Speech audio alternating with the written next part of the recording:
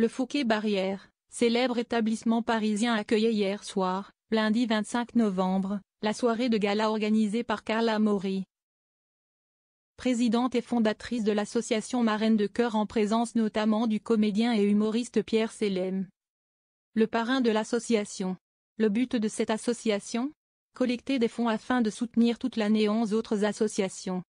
Princesse Margot, Tout le monde contre le cancer, Tracadom, Léo, Coucou nous voilou, pour laquelle de nombreuses célébrités se sont engagées comme Kenji Girac, Louane, Jeff Panacloak, Laurence Boccolini, Michael Youn, Jean-Luc Reichmann, mais aussi le Rire Médecin.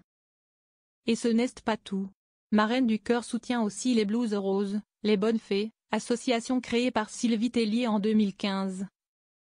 Pour intervenir autour de la cause des femmes afin d'améliorer leurs conditions de vie avec plusieurs types d'actions de sensibilisation, l'Envol, l'association Grégory Le Marchal, pour lutter contre la mucoviscidose, et les Petits Princes.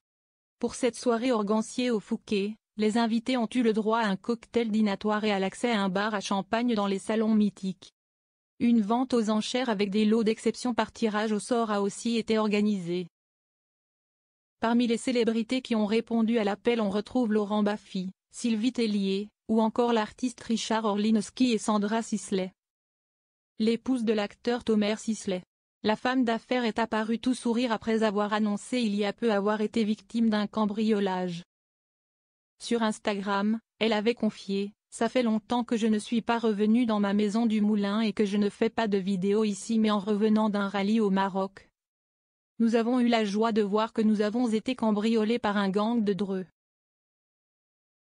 Encore sous le choc, Sandra Sisley a décidé de donner quelques détails sur l'ampleur des dégâts. Ils ont pris tout ce qu'il y avait à prendre dedans comme dehors. On voit même un dégât à la caméra, vérifier si les caméras bougent. On le voit à visage découvert, si est flippant de voir comment ils s'en foutent que l'on voit leur visage, a-t-elle raconté. Sandra Sisley, encore sous le choc. Celle qui documente son quotidien sur Instagram, a regretté le fait que les cambrioleurs se soient enfuis avec la voiture familiale, mais aussi sa montre qu'elle aimait porter, une Rolex Daytona Zénith.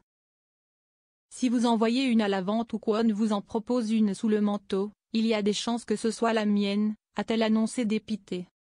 Puis de conclure: ils ont pris plein d'autres choses, ils se sont bien fait plaisir ces petits bâtards, et je n'étais pas revenu dans ma maison jusque-là parce que cette sensation horrible d'un endroit qu'on aime tant, un endroit de famille qui a été souillé. Fort heureusement, le jour du cambriolage, sa maman et son fils Dino, fruit de sa relation avec le producteur Valérie Zetoun, n'étaient pas présents.